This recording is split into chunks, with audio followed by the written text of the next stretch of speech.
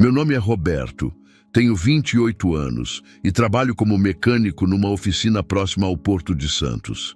Sempre fui um cara simples, que acordava cedo, consertava carro e voltava para casa no final do dia. Minha vida era tranquila até setembro de 1997, quando minha mãe morreu de repente por causa de um infarto. Ela tinha apenas 52 anos e estava bem na véspera. Depois do enterro, comecei a beber todas as noites. Chegava em casa e abria uma cerveja atrás da outra, olhando as fotos dela na mesa da sala. O apartamento na Vila Matias ficou silencioso demais. Apenas eu e as lembranças. Durante meses, chorava sozinho conversando com as fotos, perguntando por que ela tinha ido embora tão cedo. Às vezes sentia como se alguém estivesse me observando do quarto dela, que mantinha exatamente como estava. No trabalho, meus colegas começaram a perceber que algo estava errado. Eu chegava com cheiro de álcool, dormia em cima das ferramentas e quase cortei meu dedo numa chapa por estar distraído. Meu chefe me chamou a atenção 2 vezes e disse que se continuasse assim, perderia o emprego. Mas eu não conseguia parar de beber. Era a única forma de não pensar na dor. Marcos, meu colega da oficina, começou a falar sobre uma tal Dona Carmen. Dizia que ela era uma mãe de santo muito respeitada na Vila Matias há mais de 30 anos. Segundo ele, ela conseguia conversar com os mortos e dar mensagens dos familiares que partiram. Eu ri da cara dele e disse que isso era bobagem, que morto não volta para conversar com ninguém. Mas 3 noites seguidas, sonhei com minha mãe, pedindo ajuda. Nos sonhos, ela aparecia chorando, dizendo que estava sofrendo em algum lugar escuro e precisava da minha ajuda. Acordava suado, com o coração disparado, sentindo que ela realmente estava tentando se comunicar comigo. A dor no peito era tanta que chegava a doer fisicamente. Em maio de 1998, depois de mais uma noite bebendo e chorando sozinho, decidi procurar essa tal Dona Carmen. Marcos me deu o endereço dela numa rua próxima ao centro da Vila Matias. Quando cheguei lá, vi uma casa simples com várias velas acesas na varanda. O cheiro de incenso estava forte no ar e ouvi um som de atabaques vindo de dentro. Dona Carmen era uma mulher de uns 60 anos, baixinha, com os cabelos sempre cobertos por um lenço colorido. Ela me olhou bem nos olhos e disse que já sabia por que eu estava ali, que minha mãe havia aparecido para ela em sonhos. Aquilo me deixou arrepiado, porque eu nunca tinha falado sobre os sonhos que vinha tendo. Como ela podia saber disso sem eu ter contado nada? Ela me levou para uma sala pequena cheia de imagens de santos que eu não conhecia, velas de várias cores e copos com água. Dona Carmen acendeu algumas velas e começou a murmurar palavras que eu não entendia. De repente, ela fechou os olhos e começou a falar com uma voz diferente, mais grave e pausada. Disse que era minha mãe querendo falar comigo. As palavras que saíram da boca dela me fizeram chorar na mesma hora. Ela falava coisas que só minha mãe sabia. Sobre uma briga que tivemos dias antes dela morrer, sobre o dinheiro que ela escondeu embaixo do colchão para minha formatura. Dona Carmen disse que minha mãe estava preocupada comigo, vendo que eu estava me destruindo com a bebida, que ela queria que eu parasse de sofrer tanto. Saí de lá completamente emocionado, mas também confuso. Como aquela mulher podia saber de coisas tão íntimas sobre minha vida e minha mãe? Marcos disse que era o dom dela, que algumas pessoas nasciam com essa capacidade de falar com os mortos. Durante toda a semana, não consegui tirar aquela experiência da cabeça. Na semana seguinte, voltei lá. Dona Carmen sorriu quando me viu e disse que já estava me esperando.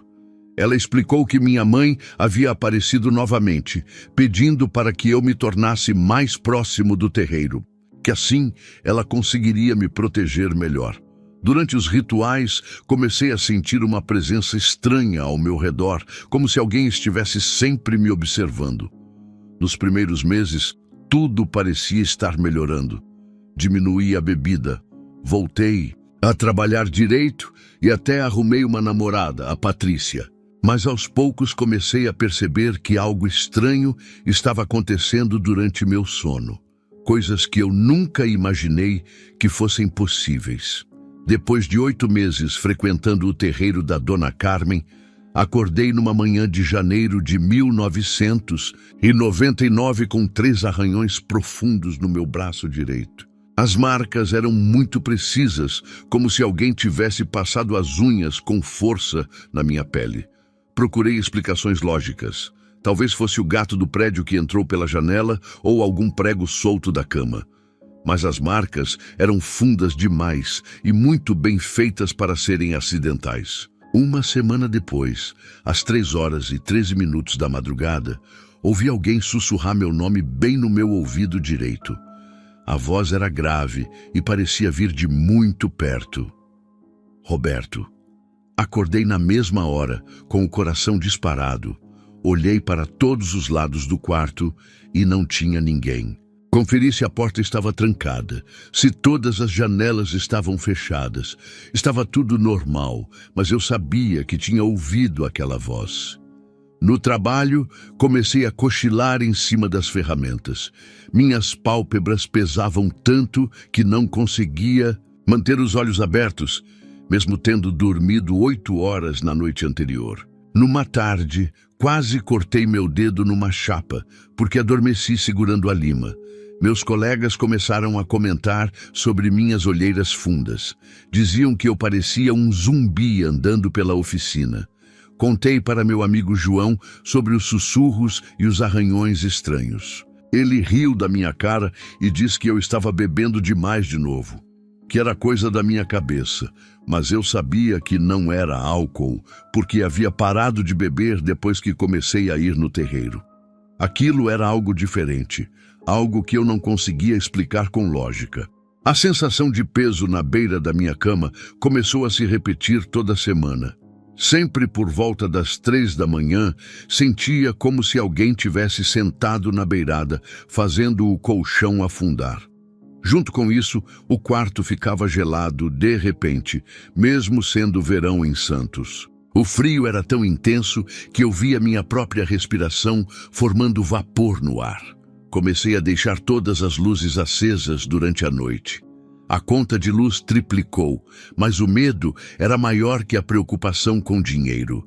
Mesmo com as luzes ligadas, continuava sentindo que alguém me observava dos cantos escuros do quarto. Era como se houvesse olhos me seguindo onde quer que eu fosse dentro do apartamento. Durante o dia, andava sonolento e irritado. Na oficina, discutia com clientes por qualquer bobagem. Coisas que antes não me incomodavam passaram a me deixar com raiva. Minha namorada Patrícia começou a reclamar que eu estava diferente, mais agressivo e distante. Ela dizia que parecia que eu estava sempre em outro mundo. Quando contei para Dona Carmen sobre os arranhões e os sussurros, ela sorriu e disse que eram sinais de que minha mediunidade estava despertando. Explicou que os espíritos estavam tentando se comunicar comigo, que isso era normal e até uma bênção. Ela me deu um copo de água benta para deixar na cabeceira da cama e disse que isso ia me proteger. Mas a água benta não funcionou. Na verdade, as coisas pioraram. Comecei a ouvir passos no corredor do apartamento durante a madrugada. Passos lentos, como se alguém estivesse caminhando descalço pelo chão de cerâmica. Levantava para verificar e nunca encontrava ninguém, mas o som era tão real que chegava a abrir a porta do apartamento para ver se era alguém do prédio. Uma noite, acordei com a sensação de que alguém estava mexendo nos meus cabelos.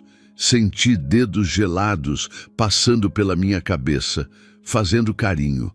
Mas quando abri os olhos, estava sozinho no quarto. Meu coração batia tão forte que parecia que ia sair pela boca. Levantei, liguei todas as luzes e fiquei acordado até o amanhecer.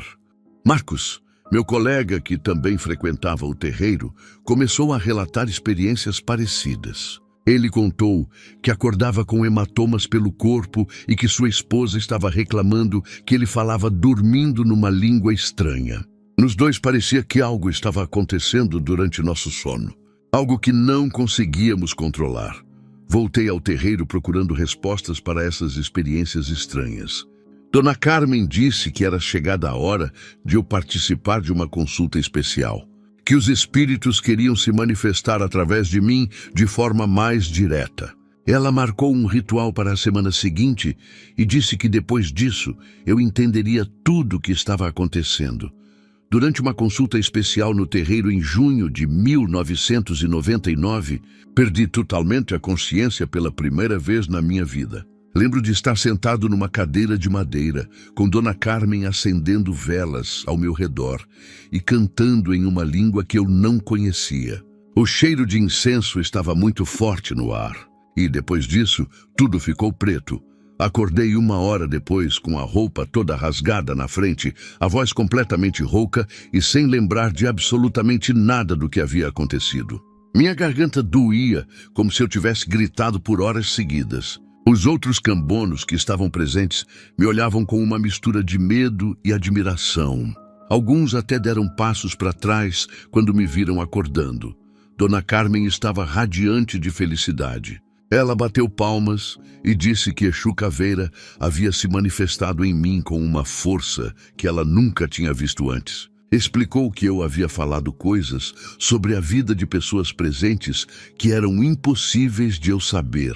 Detalhes íntimos sobre suas famílias e problemas pessoais. Segundo ela, isso provava que eu tinha um dom espiritual muito poderoso. Saí do terreiro completamente perturbado com o que havia acontecido. Como era possível eu ter falado coisas que não sabia e por que não me lembrava de nada? A sensação era como se eu tivesse apagado completamente por 1 hora e acordado num corpo que não era meu. Minhas mãos tremiam e eu sentia um gosto estranho na boca, como ferro misturado com terra. Outros frequentadores do terreiro vieram conversar comigo depois do ritual. Contaram suas próprias experiências de incorporação e pareciam orgulhosos de terem passado por isso. Um homem chamado Sebastião disse que depois da primeira vez, ele conseguia prever coisas que iam acontecer. Uma mulher chamada Rosa falava que recebia mensagens dos mortos para entregar aos familiares. Dona Carmen me ensinou orações específicas para fortalecer minha mediunidade. Tinha que acender 3 velas pretas toda meia-noite, deixar um copo de cachaça no cemitério toda sexta-feira e recitar os nomes de 7 Exus antes de dormir.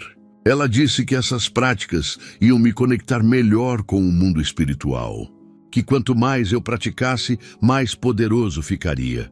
Internamente, eu sentia um terror crescente a cada dia que passava.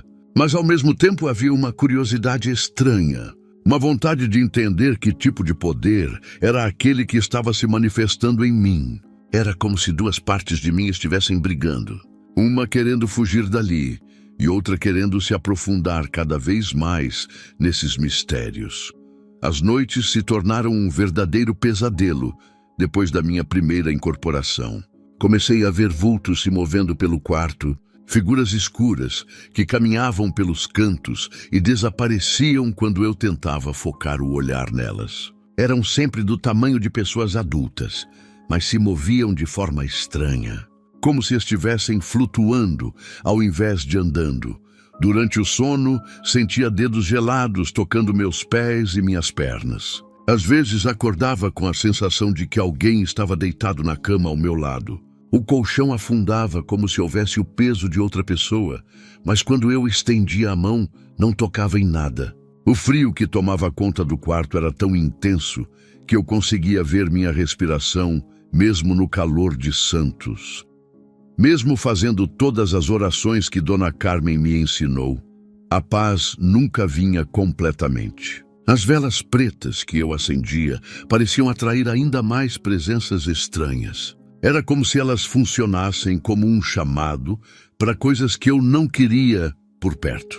O copo de cachaça que deixava no cemitério sempre aparecia vazio no dia seguinte. Mas isso me dava mais medo do que alívio. Comecei a perceber que havia uma diferença entre os dias em que eu fazia as orações do terreiro e os dias em que não fazia.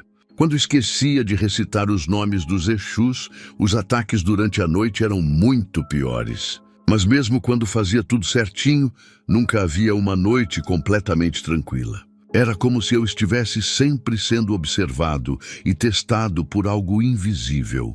Marcos também estava passando por experiências similares depois que começou a incorporar no terreiro. Ele contou que sua esposa estava pensando em se separar dele porque acordava de madrugada e o encontrava sentado na cama, conversando sozinho numa voz que não era dele. Nós dois estávamos mudando. E não era para melhor. Em setembro de 1999, comecei a ter paralisia do sono quase toda semana. Era sempre a mesma coisa. Acordava completamente consciente, mas meu corpo não obedecia aos comandos do meu cérebro. Não conseguia mover nem os dedos das mãos, nem piscar os olhos. Ficava ali, desesperado, tentando gritar por ajuda, mas nenhum som saía da minha garganta. Durante esses episódios, sentia como se algo muito pesado estivesse pressionando meu peito. Como se alguém estivesse sentado em cima de mim, impedindo que eu respirasse direito. O ar entrava aos pouquinhos nos meus pulmões e eu tinha certeza de que ia morrer sufocado. A sensação durava o que parecia uma eternidade, mas provavelmente eram apenas alguns minutos. O pior de tudo eram as vozes que eu ouvia durante a paralisia.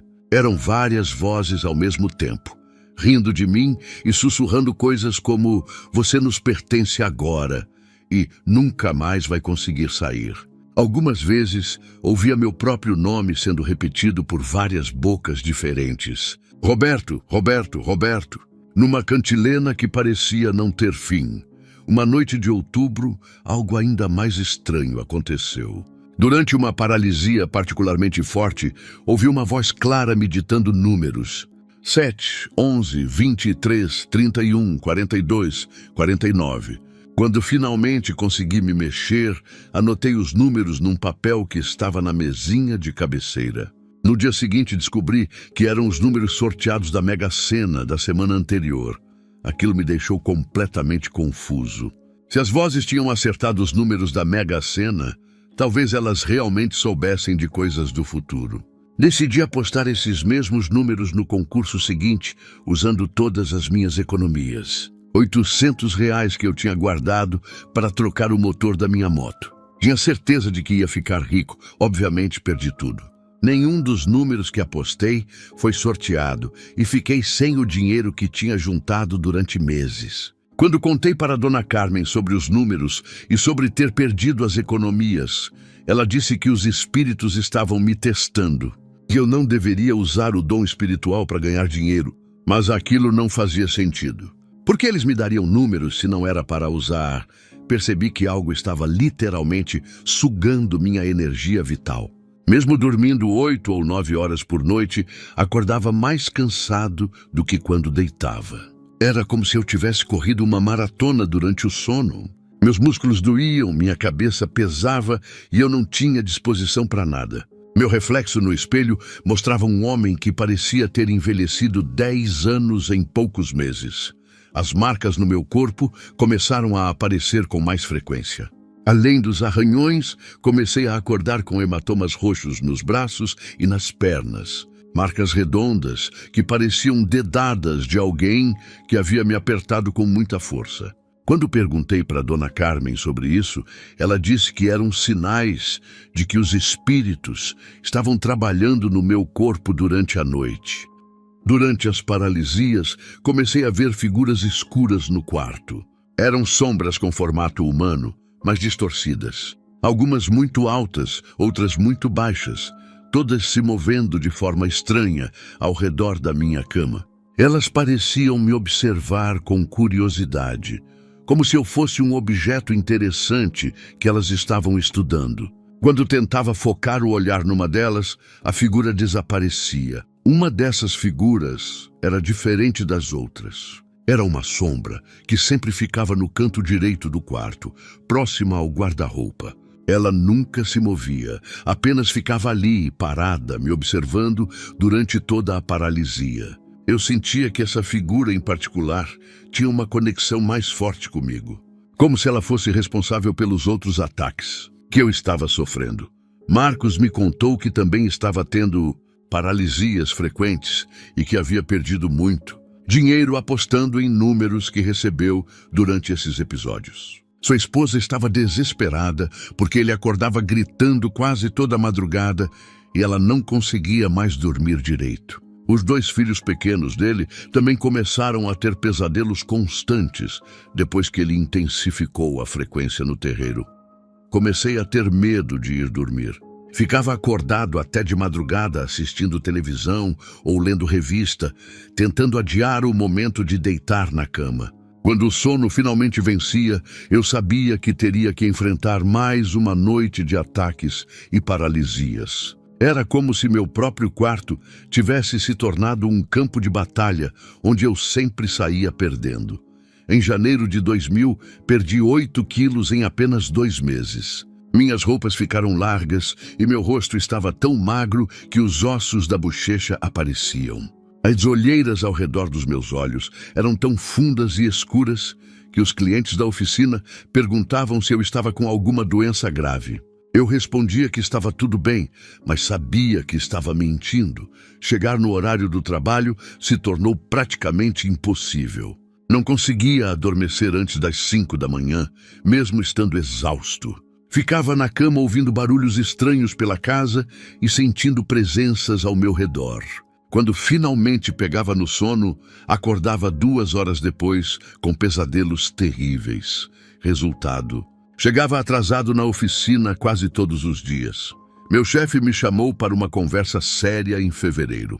Ele disse que eu havia perdido uma promoção para chefe de oficina por causa dos atrasos constantes e do meu comportamento irritado com os clientes. A vaga que deveria ser minha foi para o Antônio, que trabalhava lá há menos tempo que eu.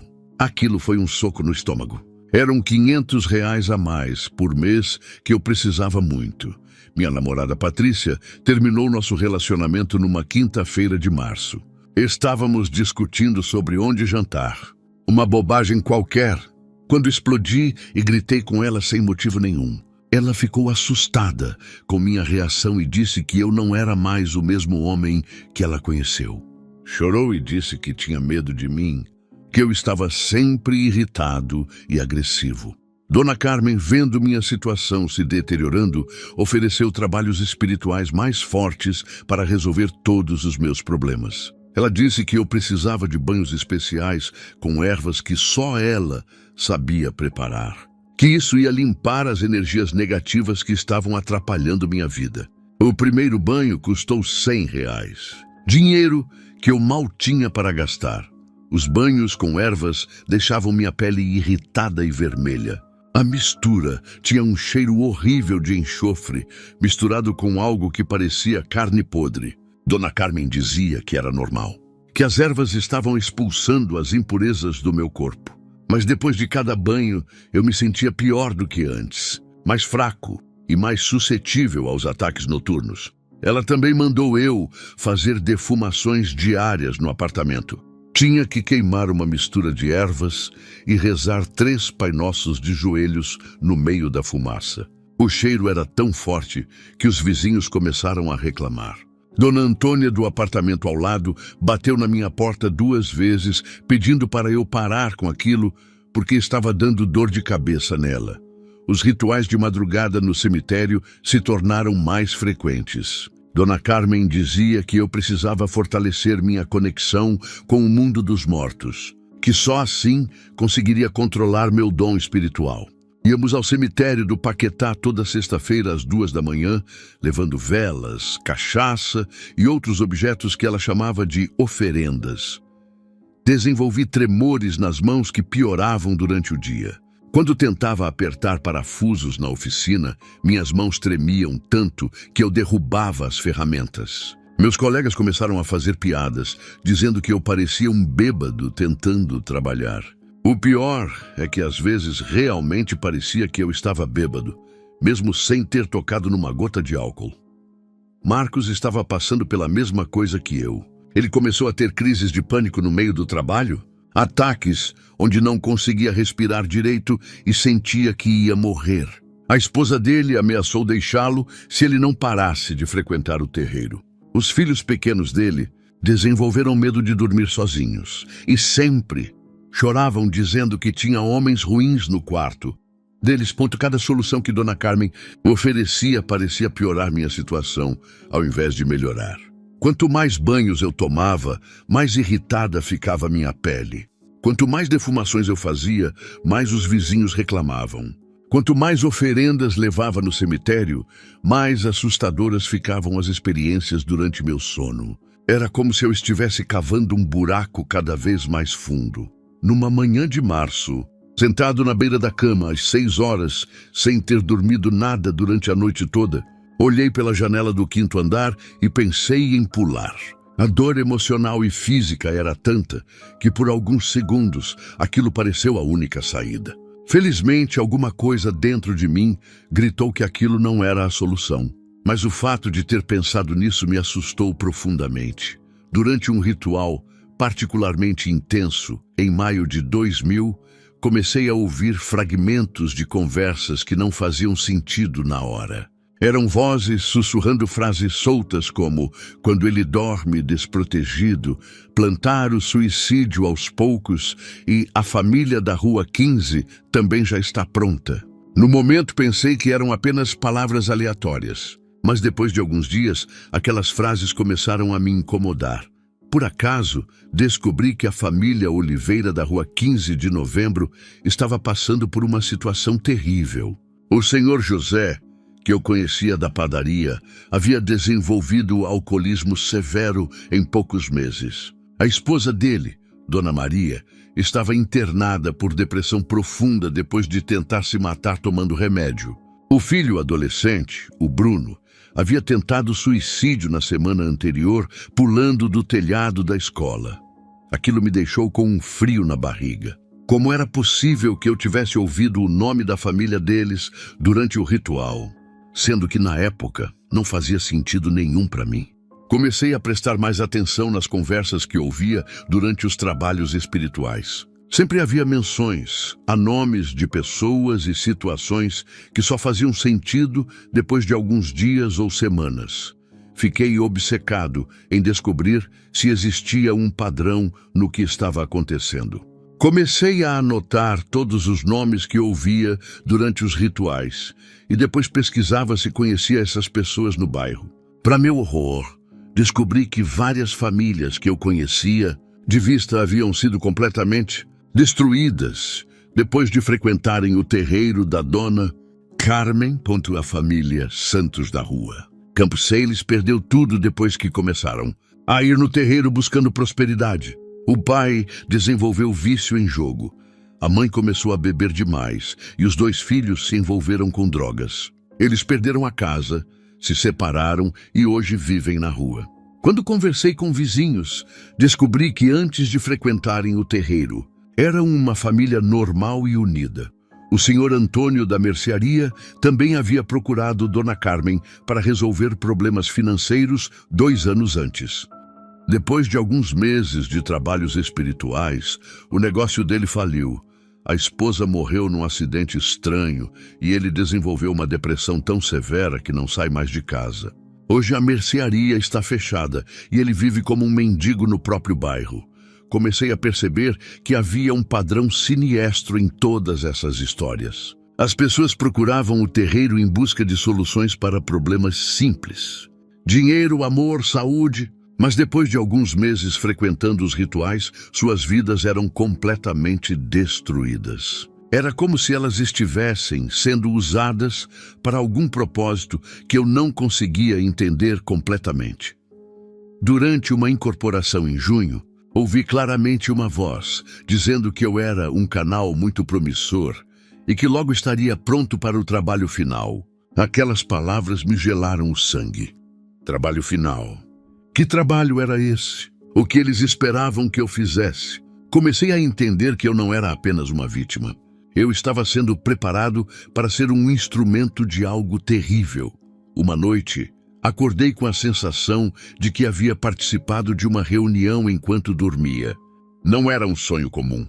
Eram fragmentos de memórias reais, de estar numa sala escura com várias entidades discutindo estratégias para destruir famílias específicas de santos. Elas falavam sobre usar os sonhos das pessoas para plantar depressão, vícios e pensamentos suicidas.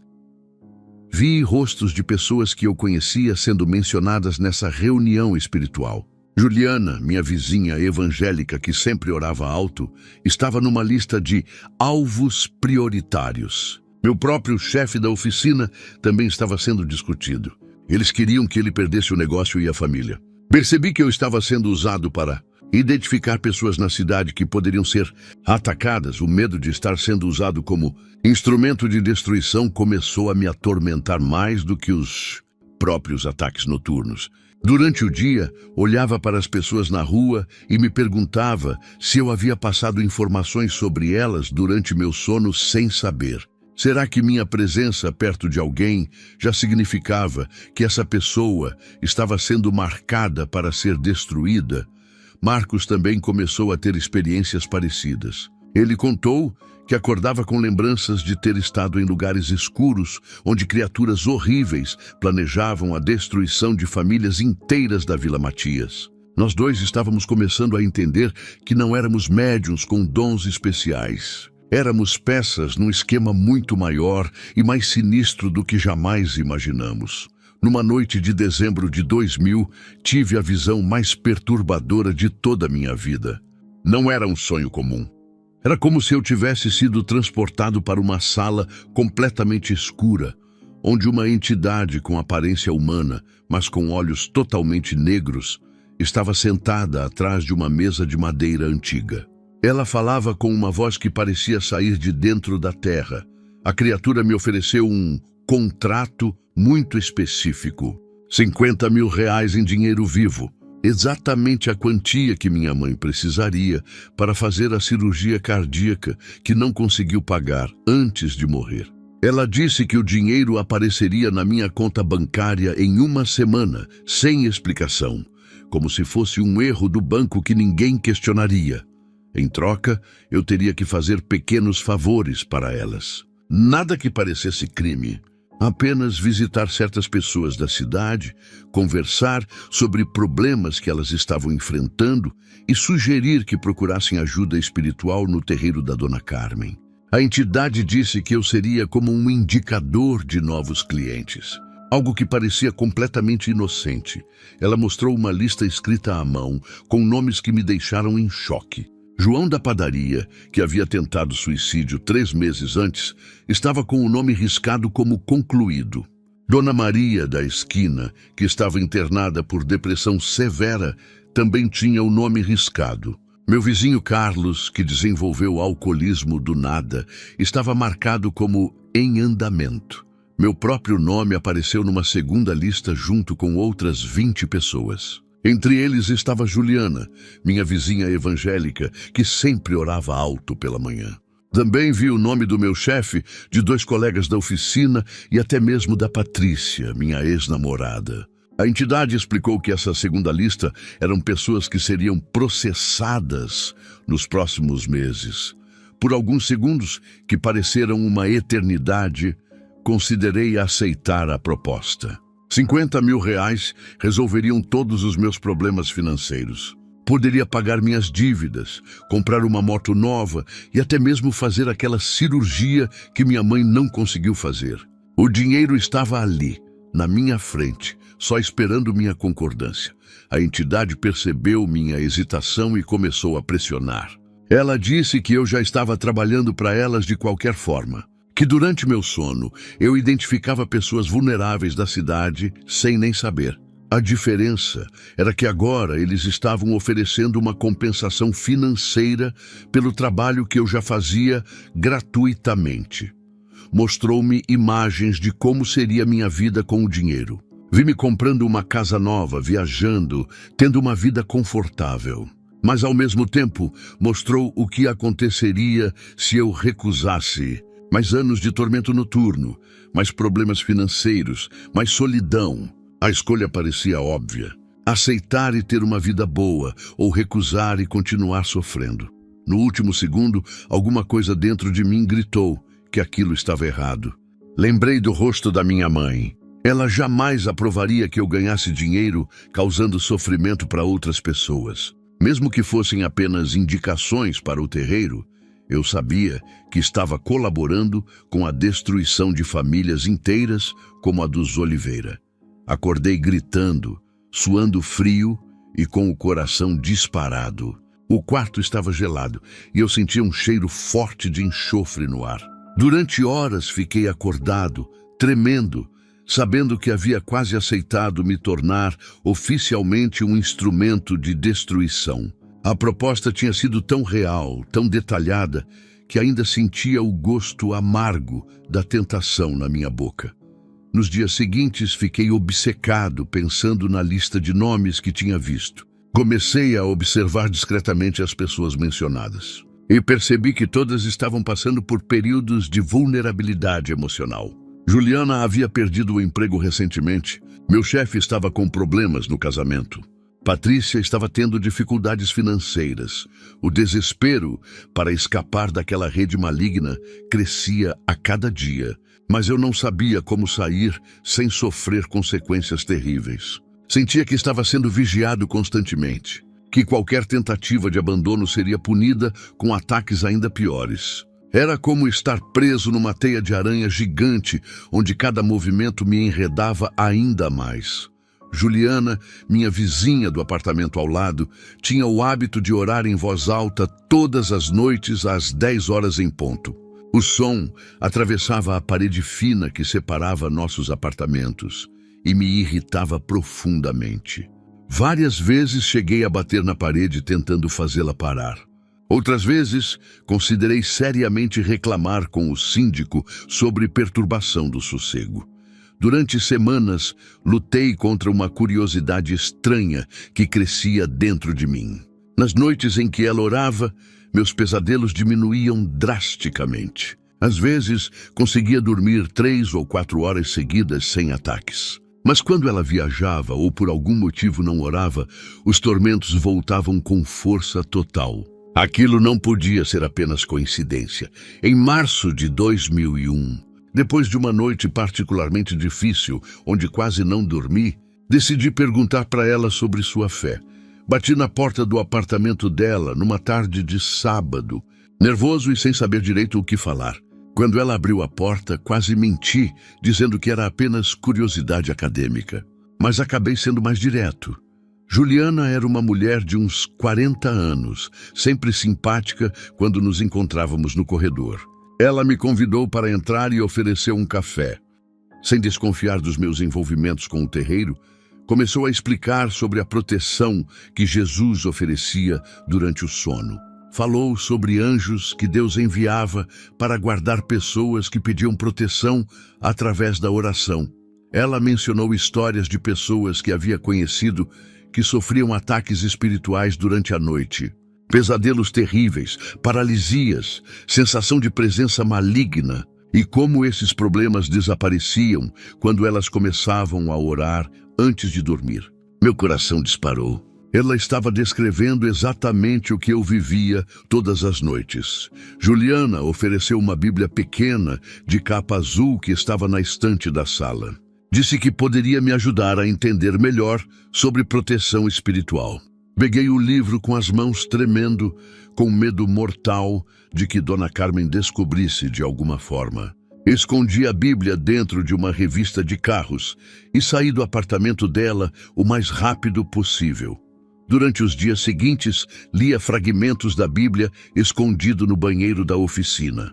Cada versículo sobre libertação e proteção divina mexia comigo de uma forma que eu não conseguia explicar. Havia algo diferente naquelas palavras. Elas traziam uma sensação de esperança que eu não sentia há anos, mas ao mesmo tempo sentia um terror profundo do que poderia acontecer se eu abandonasse o terreiro. A luta interna que travava comigo mesmo era constante.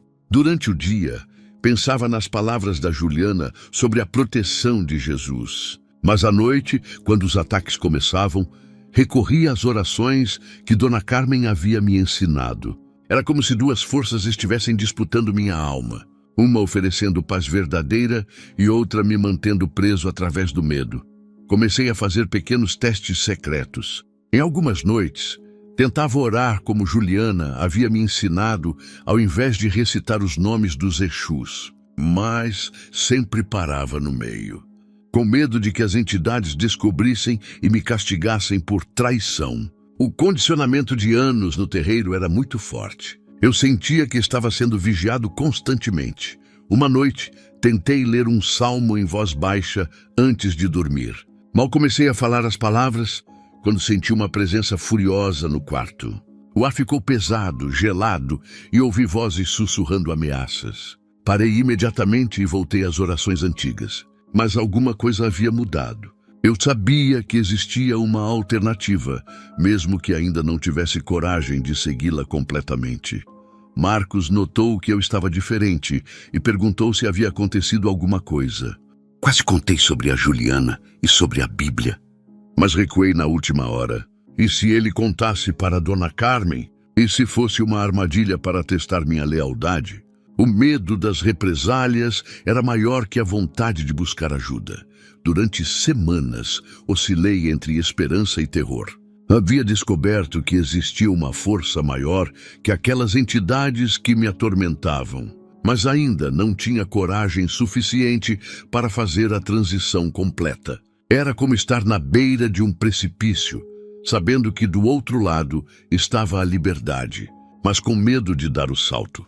Em abril de 2001, os ataques espirituais alcançaram um nível que eu nunca havia experimentado antes. Naquela noite específica, senti como se múltiplas presenças tivessem invadido meu quarto ao mesmo tempo. Eram pelo menos 5 ou 6 entidades diferentes, cada uma sussurrando ameaças no meu ouvido. Você nunca vai sair, pertence a nós para sempre. Vai morrer se tentar nos abandonar. A paralisia do sono durou quase 1 hora inteira. Meu corpo estava completamente travado, mas minha mente permanecia totalmente consciente do terror que estava vivendo. Sentia como se mãos invisíveis estivessem apertando minha garganta, cortando minha respiração aos poucos. O ar entrava em pequenos goles. Eu tinha certeza de que ia morrer sufocado naquela cama. Tentei recitar as orações do terreiro como sempre fazia quando os ataques ficavam muito intensos. Mas dessa vez era diferente. As palavras saíam embaralhadas da minha mente, como se algo estivesse impedindo que eu completasse as frases. Era como tentar falar com a boca cheia de algodão. Os nomes dos Exus se misturavam e perdiam o sentido. Percebi naquele momento que as próprias entidades estavam me impedindo de usar as orações que Dona Carmen havia me ensinado. Elas não queriam me dar nem mesmo o alívio temporário que essas práticas proporcionavam. Queriam me manter num estado de desespero total. Foi quando entendi que eu nunca havia tido controle sobre nada. Sempre fui apenas um fantoche nas mãos delas, em desespero absoluto, lembrando das palavras da Juliana sobre a proteção de Jesus, gritei mentalmente com toda a força que consegui reunir.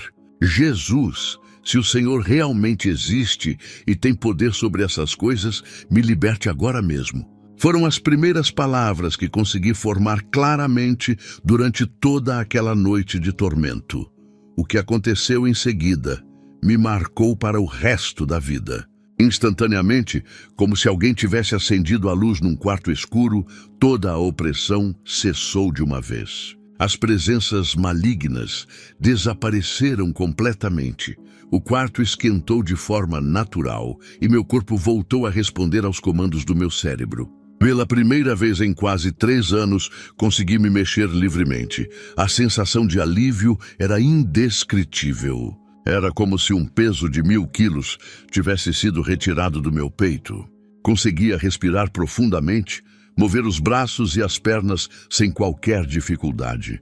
O silêncio no quarto não era mais ameaçador. Era um silêncio de paz, algo que eu havia esquecido completamente que existia. Dormi profundamente até às 8 horas da manhã.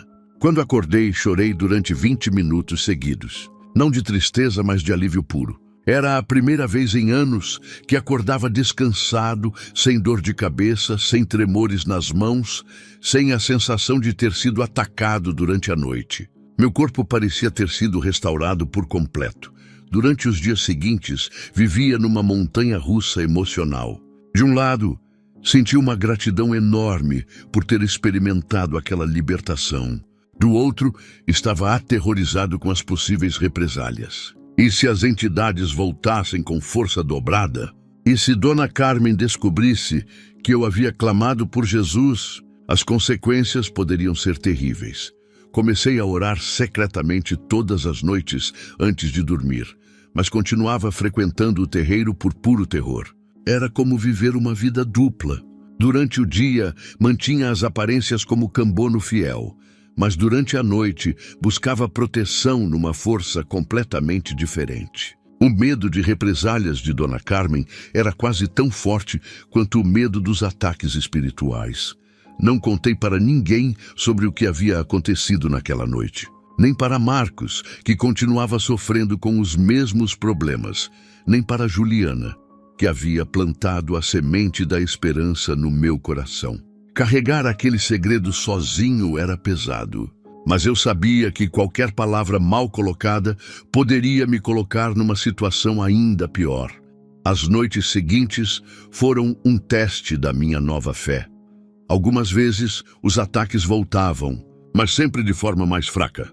E quando eu clamava o nome de Jesus, eles cessavam rapidamente. Era como se eu tivesse descoberto uma arma poderosa contra aqueles tormentos, mas ainda não tinha coragem de usá-la abertamente. Em agosto de 2001, Dona Carmen descobriu minha traição da pior forma possível.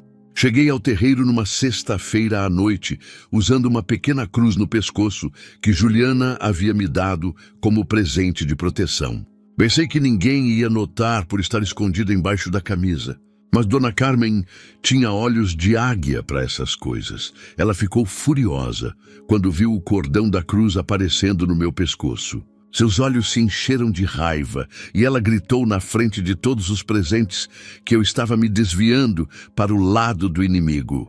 Disse que Exu Caveira havia falado com ela durante a semana, reclamando que eu não estava mais colaborando direito.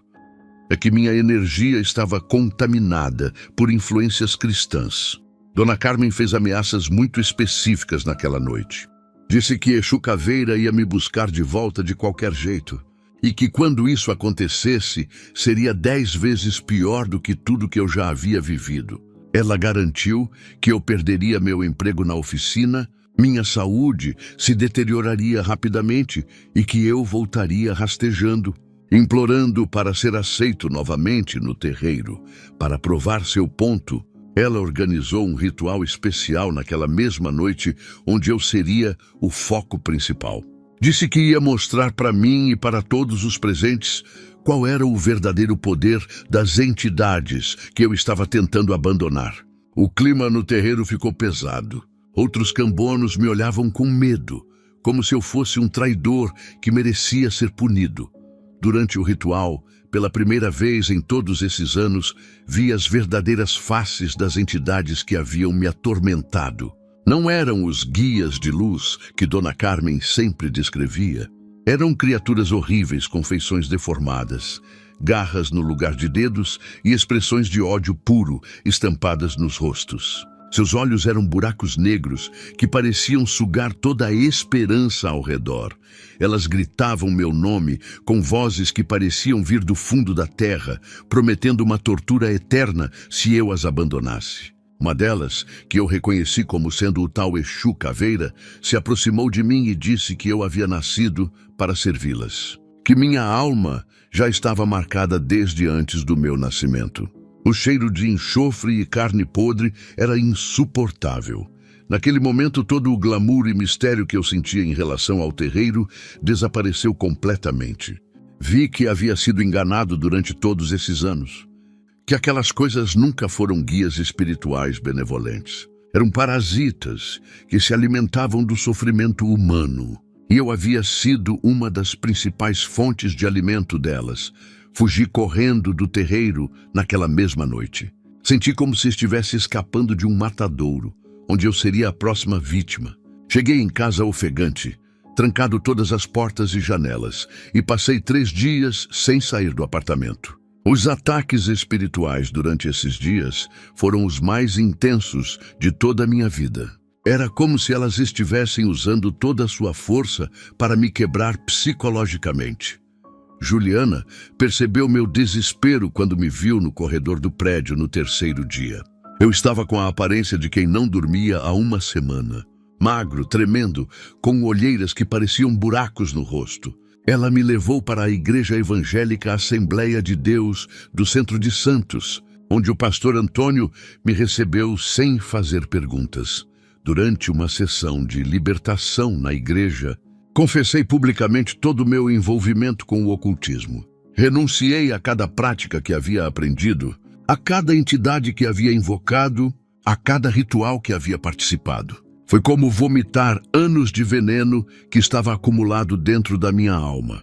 Senti uma limpeza profunda que começou de dentro para fora.